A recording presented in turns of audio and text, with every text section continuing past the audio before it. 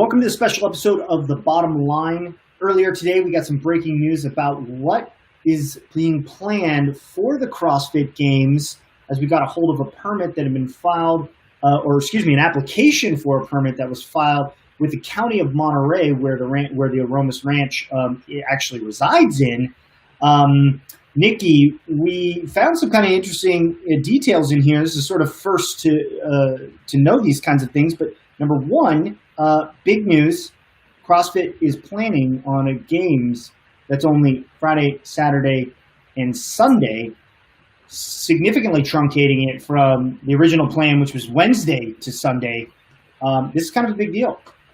Yeah, I mean, I guess I'm not super surprised to hear this, only because, look, like HQ is trying to put on an event where we crown the fittest on earth, and we're in the middle of a global pandemic, and a month ago, we didn't even know how many people we could have in the same group, in the same place at the same time. Masks, no masks, I mean, things change every day. It doesn't surprise me that, they're going to do everything they can to make sure that the event happens, but that athletes stay safe and that the people who are working the event stay safe. And if that means sort of like slimming it down a little bit, trimming the fat, making it a little bit shorter, reducing the number of events, it all just makes sense to me.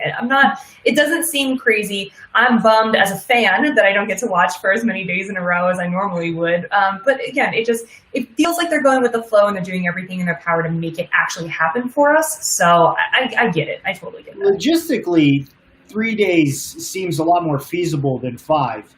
Yeah. You also have to take a lay of the land here. I think anybody who's been to the ranch or has seen enough of the footage of the ranch knows there's kind of a limited pool by which they can build, and also a lot of unknowns here. Even by virtue of the fact that this permit is being filed, it's on private property, but they're going to be erecting some temporary structures and inviting large groups of people. There's going to be live music and catering and showers put in and restrooms and tents for staff and for media coverage, et cetera.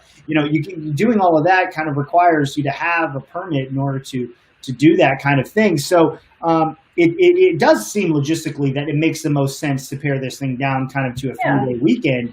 And so nothing about that seems all that surprising, though. I don't think that anybody was estimating it was going to be shorter, just because we've been so used to seeing a Wednesday through Sunday type thing, either with an off day or not with an off day. This kind of throws it back, though, to the original CrossFit Games in Aromas, which was a much shorter time frame. And I think that's really cool, and it does throw it back to its original kind of setting. One other piece of info that is kind of interesting here, and you can speak to this, is you have a lot of experience working at the CrossFit Games. They're estimating about 300 individuals up to 300 individuals on site per day, not necessarily at the same time, but that would be about approximately 5 people per athlete. And in your estimation, that seems like a roughly appropriate figure, a multiplier for how many people it takes to put on this. Right? Yeah, it sounds about right. I mean, it sounds like in a vacuum, it sounds like a big number, right? 300 people. But when you think about everything that it takes to put the games on, and I'm not even talking about athlete support yet necessarily, because yes, athletes come with their own little posses of coaches and PTs and people to keep their nutrition in line, and I don't know how much of that they would be allowing, but just the behind the scenes, the people who are running the logistics, the rogue folks who run the equipment and put things up and take them down again in between events, the media, which I assume will be much smaller coverage this year. We still don't know what that's going to look like, but the people it takes behind the scenes to just make trucks work. Like, you get to 300 real quick, faster than you think. So, the fact that they put that number down on paper kind of feels right to me. It makes sense. When you talk about not having everyone on site at the same time, that also feels like a really healthy plan in place to make sure that they can run the event, but they're obviously thinking about the logistics in keeping people safe and healthy and happy, and not requiring that 300 people are on site in the same place all at once. I venture a guess that a lot of the things that we've seen in the past, like athlete briefings or like event starts where everyone goes all at the same time, that they're gonna move that stuff around and shuffle that stuff around so they can get people on and off site or on and off the field of play or whatever it is, while still keeping groups very manageable. Well, one thing when you look at a 3-day competition and you kind of look at like some of the other logistical things that are going on here, I think you're looking at a 10 to 12 event CrossFit Games, and which is the a lot smaller. Not just from not smaller, is a lot fewer points available from. If we're going to get into leaderboarding here a little bit, but not too much. There's a lot more or less points available, but you're not going to do 4 events a day for 3 straight days. That's probably unlikely to happen. I think it's possible we see a 9 to 10 event CrossFit Games, which is one of the lowest CrossFit Games events. I think. Gosh, I can't remember. I know we've charted this at one point as how many events have been at each CrossFit Games, but that seems to be the lowest it's been, even throwing it back to its days in Carson. Yeah, no, you're not wrong. I just would wonder if that would be a problem, if that poses a problem in some way, shape, or form because the point spread is too big or too small or whatever it is. I would venture a guess that they would find a way to fix that or tweak that by maybe doing like a 2-part event, like an A and B or an ABC, or even an event that your time is one score, but your weight is another. Like there's ways to beef up the leaderboard or make it so that you have more things that count and go together to make your final point spread. So I wouldn't rule out those possibilities. Right. No, that makes sense. And certainly, and we typically don't know what events or how many events till maybe about 10 days before the games that they even start really releasing those details once. Last year. Right. Last year we didn't know anything. Well, we get at least an idea of like what's happening on day one in the sense of we know their time slots and sure. But the schedule there's no spectators this time, so it might not be the same, and we might not know until a couple of days beforehand what the time frames are for these. Let's throw that aside here. One of the attachments to this application is sort of digital rendering of this 200 plus foot long competition floor with road lighting on it. It looks like it's got 10 lanes and a spot for what appears to be a rig or some kind of a structure here. That's kind of a new thing, and that's really cool. One takeaway that I get from that is it really levels the playing field as far as providing the same quality of equipment for each athlete if they're going to be doing something on a rig or they're doing something on a surface that is even and it is leveled out and it's kind of still, it's not just horse mats laid on top of concrete and they're not necessarily all put together straight. I know that when I was envisioning aromas, I was thinking back to 2016 when athletes were out there doing the deadlift ladder on these platforms, and they were doing the GHDs and then kind of running back on the asphalt again. That's kind of how I was thinking of it. Which is pretty gritty, but I do think over the course of events where you're dropping barbells or you're doing burpees on something or over something, however that plays out, it becomes a little more complicated I've been out on that floor before, and there's gravel.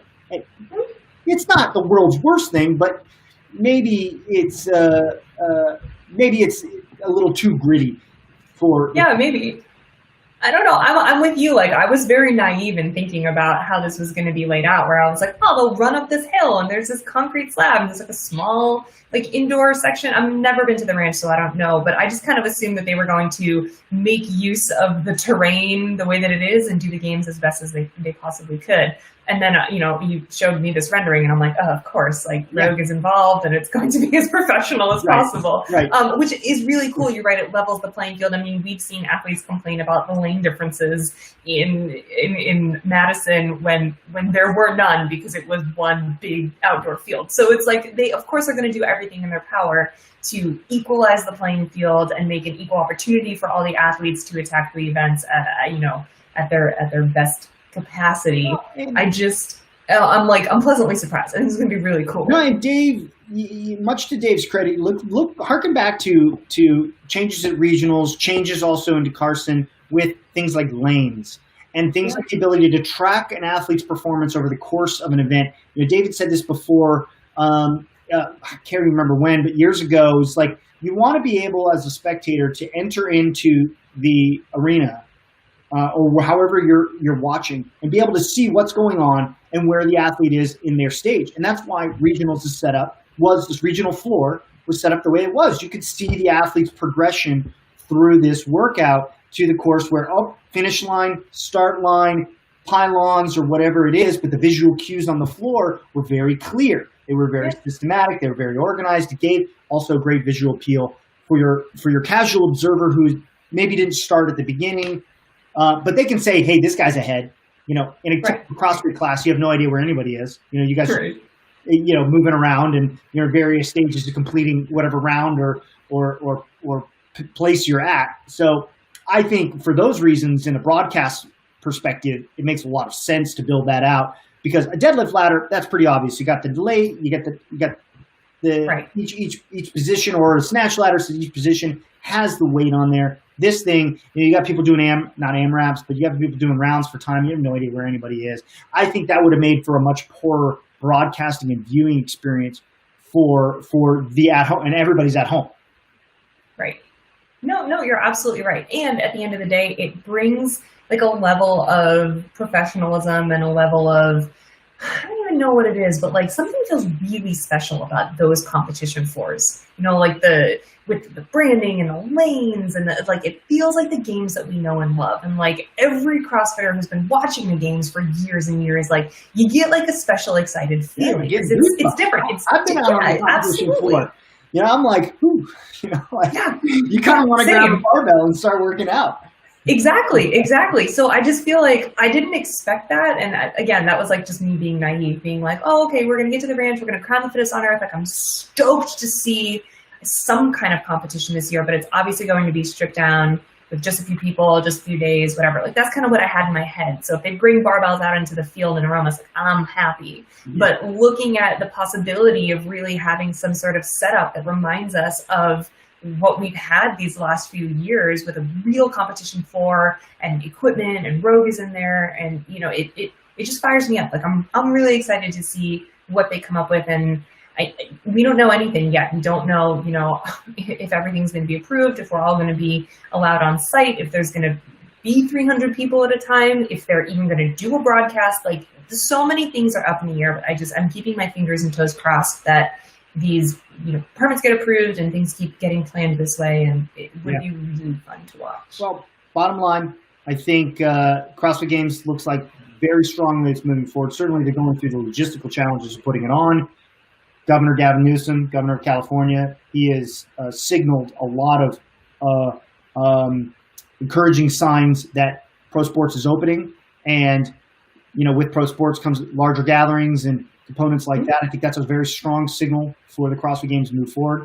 And, given the plan that they put in place so far, at least on the application front, it looks very, very encouraging. They're going to be busing, individuals in and out, limited on-site parking, trying to control the flow of people is what it looks like, and ensuring that they can kind of help with logistical concerns and other things like that. So I think, this is serious. I mean, we've always taken it seriously, but I mean, this seems like a very encouraging sign.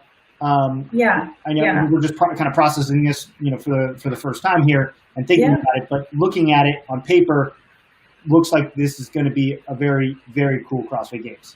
I hope so. as a fan of the sport and a fan of these elite athletes as much as anything else, like I want to see something go on, and I know that there's been a lot of drama around who gets to go and how they're going to get there, and there's so many unanswered questions. But like the bottom line for me is, I still want there to be games. I want there to be something. I want to see it happen. I want to crown the fittest on earth. I want to be a part of this experience of this weird, wacky year, and I hope everything goes back to normal eventually. But in the meantime, if they can pull it off, hats off to HQ and to Rogue and to all the other parties involved for trying to make this happen for all of us to watch. Well, we're hoping for the best. Niki, thanks for joining me. We'll see you again soon on the bottom line, and we'll be processing this and looking for more breaking news stories that comes out of the CrossFit Games, and we'll keep you updated.